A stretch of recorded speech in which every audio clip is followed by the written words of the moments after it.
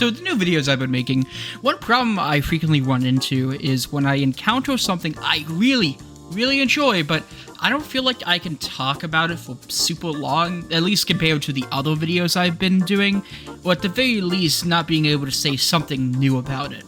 So I decided, fuck it, I'm just gonna talk about a bunch of films, well, these 4 to be exact, all of varying quality and genre.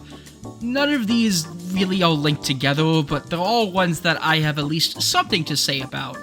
These aren't going to be full-fledged deep dives into any of them like my other movie discussions, /reviews, /essays, whatever else you want to call them, but that doesn't mean I can't not talk about them in the future, so don't be surprised if you hear me repeat my thoughts in a later video. However, without further ado, here is me gushing about movies for probably way too long. Yeah, you're right. We're too extreme, we're too wild, we're too out of control, we're too full of our own.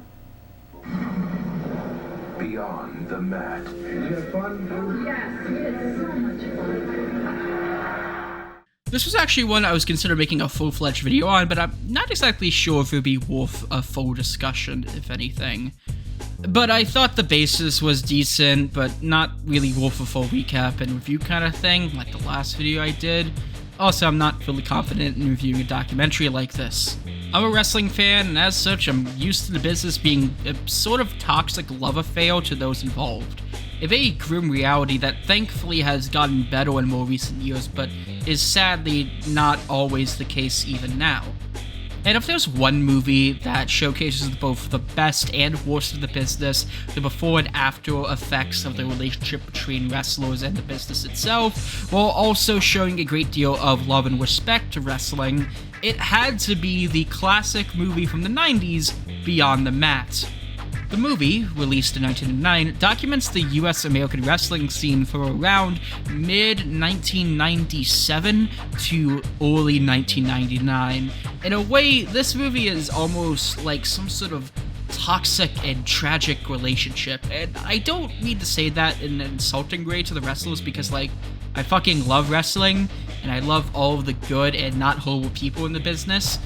I love it for a lot of reasons. The showmanship, theatrics, the cool-ass spots, the badass ring attire, I love all that shit, but much like life itself, it's fucking harsh, dark, and just sad at points.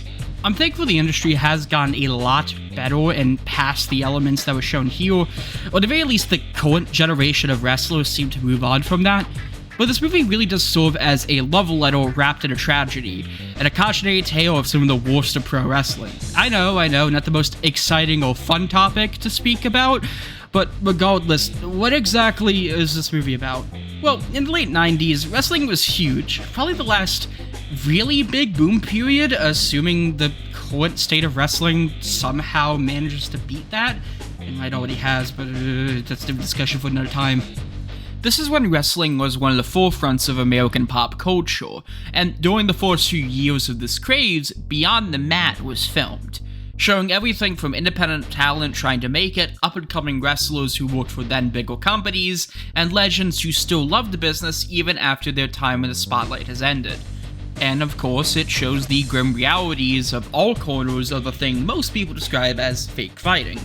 Anyone who is a wrestling fan will likely enjoy this movie a lot more than non-fans, but I still think non-fans could give a shit about it. While it interviews a handful of people such as Spike Dudley, the English literature major who also quoted Shakespeare while bleeding in the head. Do you have any Shakespearean quotes you like? I do. Falstaff, the drunk. Draws, a dude who can puke on command and later would be paralyzed for life, and Mike Modest, a guy who worked at a funeral home before becoming a wrestler. It mainly focuses on 3 people in particular: Terry Funk, a worldwide wrestling legend, and his retirement; Jake Roberts, a washed-up legend who still wrestles and has a bunch of personal demons that honestly, I'm not even going to joke about, like, it's legitimately depressing. And then popular wrestler Mick Foley, who is now still a legend, who put his body on the line in some of the most violent and hardcore ways, also like Terry Funk. I know most people will probably scoff at that and ask, why would you do that? Well, all about dedication, man. If you're looking for a happy film, while there are some legitimately great moments, especially if you know about those involved, this is a sad reminder that the thing people love so much comes at a cost. But everyone still does it because, well, it's cool and fucking badass, man. Seeing what was then a lot of people's first looks at the general behind-the-scenes details, features about wrestling, and I mean for those people who don't read the dirt sheets or frequently use message boards, is still sort of interesting. Because it reinforces the idea that wrestling is really like any other form of show business when you get down to it. Many have to work really hard, get paid for shit, deal with the typical frustrations of life, try to make it big, may or may not do so, but still have to deal with the causes and effects of that business. Only this business involves fake people fighting each other and doing stupid shit like whatever WWF booked at the time. I saw the message. Jumpy, beep. One that sadly has people like Jake Roberts, someone whose career is plagued by drug problems or personal issues with his family. Some of it is due to the whole daily grind of being a wrestler, or in the case of Mick Foley, a man who feels like he has to take his body to the extremes that other wrestlers wouldn't even dare to do so he can get noticed. And no shade to Mick Foley, because, you know, he's a legend and I love him, he is seriously so good. But that is what eventually led to his kids seeing him get beat into a bloody mess in person, and more people trying to be like that and sadly having issues because of it. Or you have people like Chyna, who is so authentic and happy here, and is all the more disturbing when you remember that in just a few short years, she would be treated like shit by the company and the people around her and left in a horrible state of mind and physical well-being that she just wasn't the same after her Federation run. The movie really does make you feel for those involved, and while many who don't watch wrestling will probably leave the movie thinking, why does anyone watch wrestling? And honestly, I think it really just boils down to, it's cool, man, and also, woo, look at him do this shit! Entire world. No matter where you look. Ospreay to his feet. On your Comes TV up. tonight. Os Cutter. If you want something that's sort of like a less depressing, at times, version of this movie, with more of a true crime feel to it, and also one that acts as a celebration of the business, even if it's a bit shady most of the time, give Dark Side of the Ring a shot. It focuses less on the road aspect of wrestling and more about notable controversial events in the business, but it's fundamental viewing for any wrestling fan. And it's very good, and so is Beyond the Mat. I give it a 4 out of 5. You guys okay? Daddy's all right, okay? You're worried about Dad, does? Yeah. Okay, don't worry anymore, okay? You can't hurt Dad, does? I know, a little boo-boo. Five characters. See that chicken guy running around? And this chicken. That guy was weird. Aqua Teen Hunger Force Code. The movie film for theaters.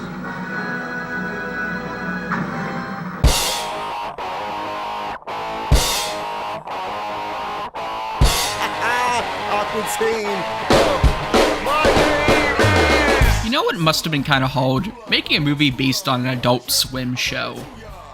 Early Adult Swim, to be exact.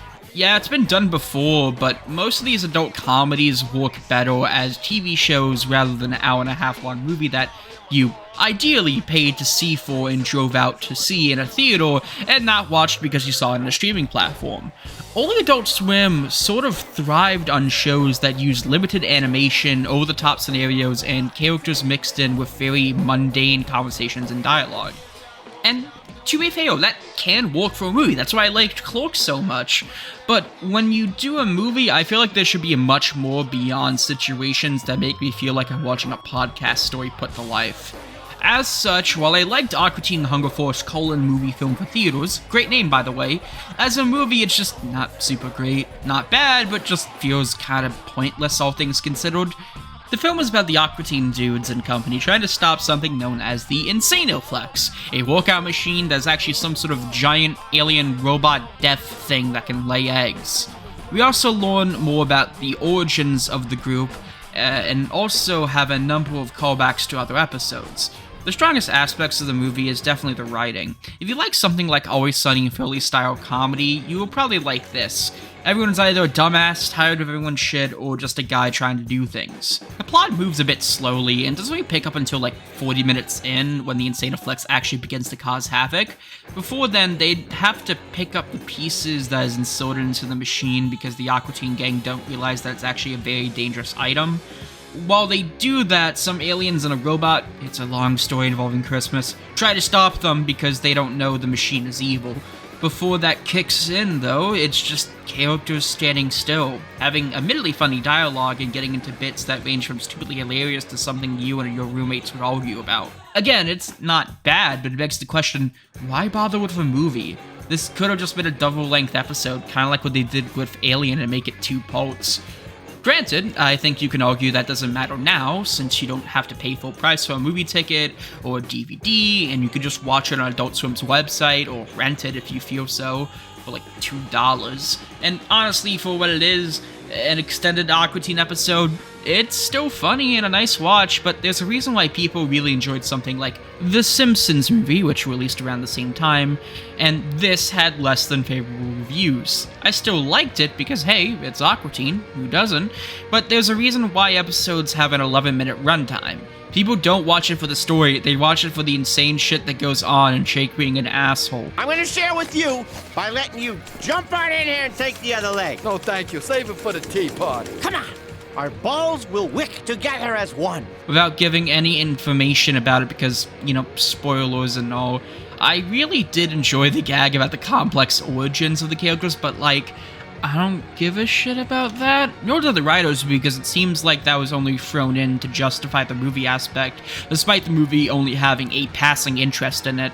Actually, that reminds me, as an attempt to fuck with fans, they put up a number of fake endings to spoil the movie. These were all, of course, jokes, and you can find them on the DVD, but it's fun ways, and I wish more people would do that now, but I suppose it's kind of hard in today's social media landscape. The planet's saved. Thank you, Wonder Man. Goodbye, Wonder Man. Goodbye, Wonder Man. See ya. So long. I wonder if we'll ever see him again. But Wonder Man would never return to Earth because he was arrested for molesting a child. So anyways, if you like Aqua Teen or all the Adult Swim comedy in general, give this movie a shot. If not, stick with something else. One last note, and this will never not be funny to me. In 2007, Adult Swim had their annual April Fool's prank, where they played the movie in its entirety while it was still in theaters. But it was in a tiny box, with regular programming on the side, and with a very annoying ball graphic to tell people that you're watching the movie. Again, I kinda wish we had stuff like this. 2.5 out of 5. Yes, Frylock, I am your mother. And I am a 9-layer bean burrito. Oh. Bill and Ted are back. You know, dude. Concerning the afterlife. Don't fear the Reaper. Upside down. I suddenly possessed my dad. Yeah. Bill and Ted's bogus journey. I love healthy food. Tonight at 7 on WGN Channel 9. We are Wild Ted! The first Bill and Ted movie, to me, seemed like almost a parody of 80s teen comedies. A movie about 2 California dreams trying to pass their history class and having the power of a time-traveling phone booth and absolutely no idea of who these guys are. It's just a fun concept, and it's definitely a fun movie. And I would heavily recommend it for anybody who's in the mood for that kind of stuff. But if you want to see Bill and Ted on crack, look no further than its sequel, Bill and Ted's Bogus Journey. In the future, Bill and Ted are the basis for society, but a man named Chuck D. Normalos and his followers want to change this and build evil versions of both Bill and Ted to be sent back into the past and forever change it in his image. They kill both Bill and Ted, and together, the actual Bill and Ted must go on a journey within heaven, hell, and everywhere else in between, and our heroes must stop the evil robots and get their lives back. Firstly, I love the effects and sets in this movie. Very aggressively 90s, and I mean that in the best way possible. In the future, we see these bright neon colors before going into the cold year of 1991 for a more grungy look to things, but honestly, that just might be the fact that it's shot at night for most of it. The highlight, though, is when they're in the afterlife. Hell feels like some kind of nightmarish, twisted Tim Burton-inspired funhouse ride with these large rooms that are apparently Bill and Ted's own personal hell, which both seem very cartoony, I guess? Probably the intention since they're children here and we're living bad memories. When they encounter death, everything has this bluish filter, and I think it works really well, but Death's Place has a very muted color palette that makes everything look charmingly spooky. And Heaven is mostly just a kind of white void with occasional Greek architecture, but those drawings, man, it's great stuff. And you got these great props with the robots. I love this scene with them playing around with their bodies. Why did I say it like that? And also, Station. Whatever the hell this dude is. For the record, there are 2 aliens that can get combined as one, and holy fuck, can he just not be on my screen? Could you just stop putting it here? Stop putting him on here, you freaks! God! Bill and Ted are 2 most lovable dorks with less than a single brain cell combined. They really are the kind of guys that can only be found in a forgotten time, like the more tame Beavis and Butthead. But they are sometimes actually smart, given that they beat Death in several games, because honestly, in this movie, Death's a bit of a wimp. Like, sure, man, he acts all spooky and creepy, but when he's just with Billy and Ted, he's just a guy, a nervous little loser guy who begrudgingly accepts that he's now owned by these guys. What about me? I made the wigs. Okay, Death. I hope to do shopping. All right. I was pushing the cart. Kind of reminds me of Billy and Mandy, but if they were stoners. Compared to the first movie, it's clear that they were given a bit more of a budget and creative freedom. I mentioned before the great looking sets, but you also have some cameos by members of Faith No More and Primus, some really wacky looking special effects, and overall, the overall batshit nature of the plot really shows how far they were able to go with it. Also, a great soundtrack that features a handful of artists like Megadeth, Kiss, and a handful of tracks from Steve Vai, who worked with notable rock artists like Motorhead and Alice Cooper. Also, this might be a controversial opinion, but I think it's a lot more funnier than the original. It plays into the stupidity of the situations like in the first film, but it doesn't feel that drawn out or the like. And somehow I got reminded of something like slower 30 Rock or Simpsons, to be honest. Most of my favorite jokes come from the duo just saying dumb stuff, like when they meet God in heaven. Yes, they do that in fact, and they say this. First of all, congratulations on Earth! It's a most excellent planet, and Bill and I enjoy it on a daily basis.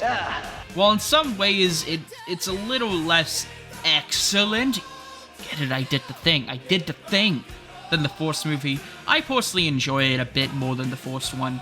In fact, it's my favorite out of the trilogy. Give it a watch, and while you're at it, give the whole trilogy a shot as well. Sure, the third movie may kinda stink, but at least has Dave Grohl, and look, it's okay. It's a Bill and Ted movie, goddammit. 3.5 out of 5.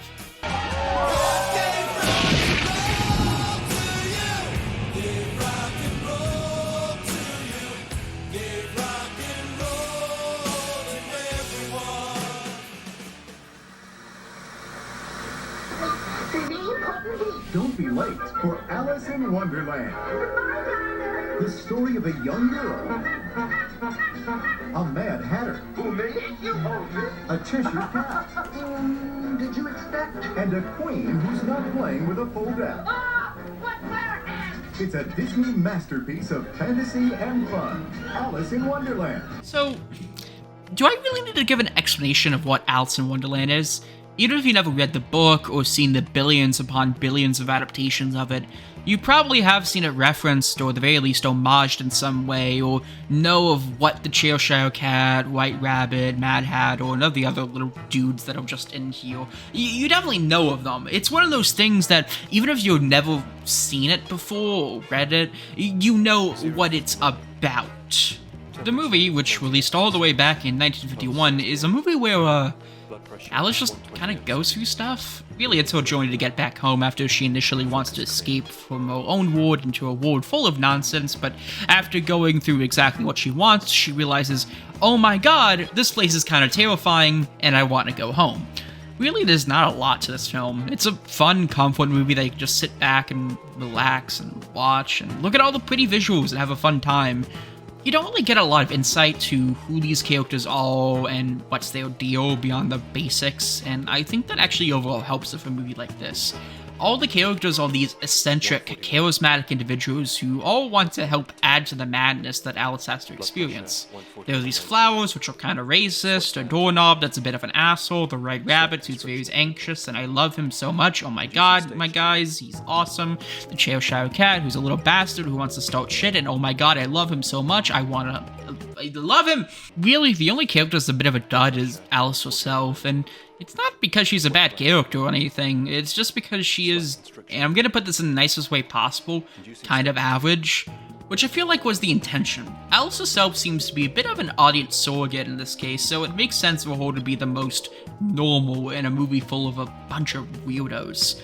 If there's one thing that you can argue that's the best thing about this film, it's the way it presents its own brand of chaos that is both warm and inviting, but also, when you think about it, in a way, it's kind of scary.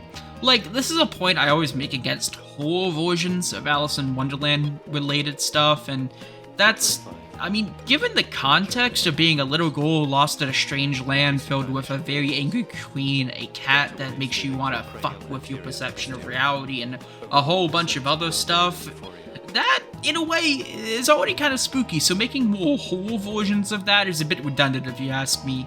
The visuals stick out as well. It's a classic Disney film, so you can expect it to look top tier, and holy shit do I love all the use of vibrant colors and set pieces that give off a really trippy vibe to the whole thing. Yeah, I know, using trippy to describe Alice in Wonderland is like saying the sky is blue, but there's a whole reason why a generation of kids got hooked on this kind of aesthetic. It's very pleasing to see.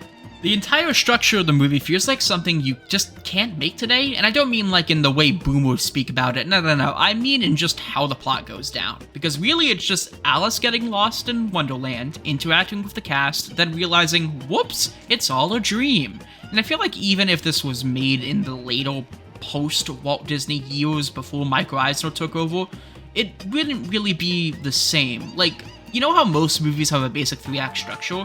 Here it feels like we have a very short first act, a super long second act, and a kind of short third.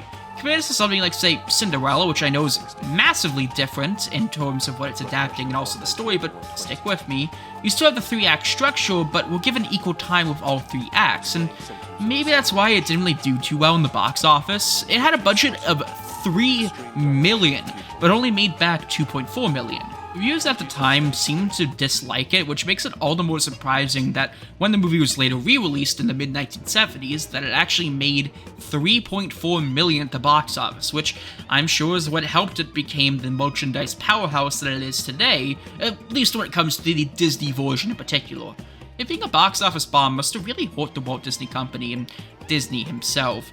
Not only did the movies that were released before and after it made way more money, but this is the book that Walt Disney himself wanted to get adapted into film as far back as 1923, when Walt was working at Laugh-O-Gram Studio with a cartoon actually based on Alice in Wonderland being released, which was the studio's final film before going under. That cartoon basically served as the pilot for what Walt would later work on, that being the Alice comedy series, and would eventually lead him into creating Walt Disney Studios. Either way, history lesson aside, I still think Alice in Wonderland's a fine time. Sure, it's nothing super special by today's standards, and I'll be honest, it works better as a movie you just kind of watch passingly while you're doing something else, but I still really enjoyed rewatching it for this video. Yeah, sure, I maybe like it a bit more than I like to admit, but it's a film that has a ton of great characters and very beautiful art in it, and I'll be honest, for just a short hour movie, you know, I can just watch in the background, it's great. It's not anything groundbreaking, but, you know, especially if you're a fan of old Disney films, you probably should check it out, or if you just like adaptations of classic literature books. I give it a 3.5. I really should give it a 2.5 out of 5, but I mean, hey, it has the Red Rabbit and Cheshire Cat, and I love those guys. It deserves at least a 3.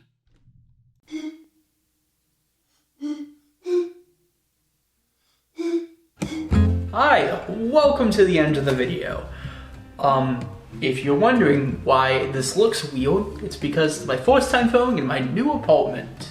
Yeah, so basically, we sold my old house, and I'm currently in Poland right now, and this is what it's going to be like for about next year or so, and then we're going to be moving to an actual house in a different part away from, you know, my hometown and everything because of reasons which I'm not going to get into, but it means, you know, it's going to be like this. This isn't going to be the actual set because I'll show you the actual set in a second. And basically over there is going to be like the little quarters. I'm going to keep the CRT like last time, but have to use the futon instead.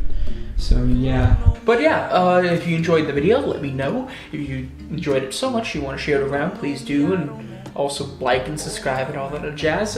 Next video should be hopefully more of a longer form one. I'm thinking about doing one for October if I can. But I'm probably just going to do one more, but about like video games, maybe an actual deep dive next time. I'll see. It really depends on how motivation strikes me. Doing this, so, you know, you'll just wait and hopefully you guys will see something. But yeah, I'll see you guys next time with the next video. You know what I'm gonna do. God damn it, next time, I don't know.